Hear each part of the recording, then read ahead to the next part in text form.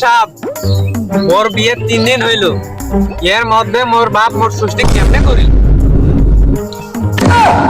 না মানে বিয়ে তোর কপালত মই পুরে তোর তিন দিন ভাত খাবো সাং রে রাহুল কামটা করলু কি? তার মুখ লজ্জা দেন না, ওই মুখ চাইছে মুখ এক চাইছে। এটা কেমনে হয়?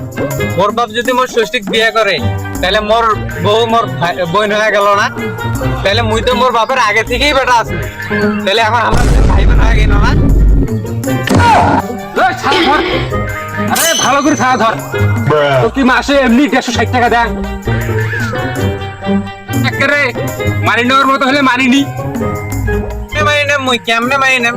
মোর শ্বশুর বাড়ি আবার মোর বাপের শ্বশুর বাড়ি একই জায়গা, মোর বাপের শ্বশুর বাড়ি মোর শ্বশুর বাড়ি তাও একই জায়গা, মুই কেমনে মানি নেম সেটা কও। কথা ঠিক।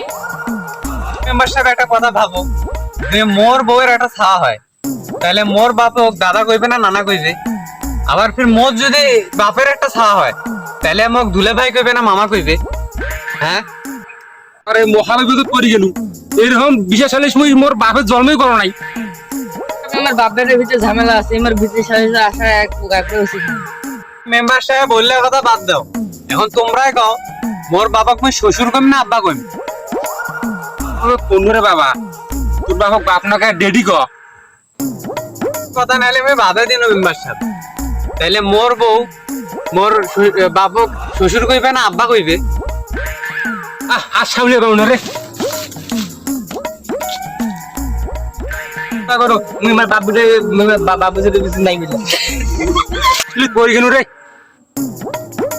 মাথা হ্যাং হইলে তো চলবে না মেম্বার সাহেব, আজকে আমার বাপ বেটার বিচার তোমাকে করে দিয়ে যাওয়া লাগবে। এখন ক মোর ষষ্ঠী কইম না মাও কইম? না হলে তোর শ্বশুরি গাড়িটা লেগে ক। মেম্বার সাহেব তোরা বাসে গেছে মুখে আমার বাপ বেটার বিচার আছে মুই থাকবে না মুই গেনু। তুই মোর বন্ধু নয়, তুই মোর বন্ধু, খালি পিছন থেকে মারি বেরে চাইস। মারিনি রে বাবা মারিনি, মোর তো বাড়িতে বউ ছাওয়া আছে, মুখ তো যাওয়া লাগবে। তাহলে তোমার বাড়িতে গেলে তাহলে মুই করে যাম সেটা কও। নিজের বাড়িতে গেলে মনে হয় শ্বশুর বাড়িতে আসতো। মুই নিজে জানো না এরকম তুই ঘুরে তুই ওষুধ কামটা করলুটা কি? তো জুজানি তোর বুকে লাল করে দেব রে। বিচার মুই করে রে বাবার লোক, তোমার বিচার করলে তোমার বাবা দাগ লাগবে। এ সারা ধর।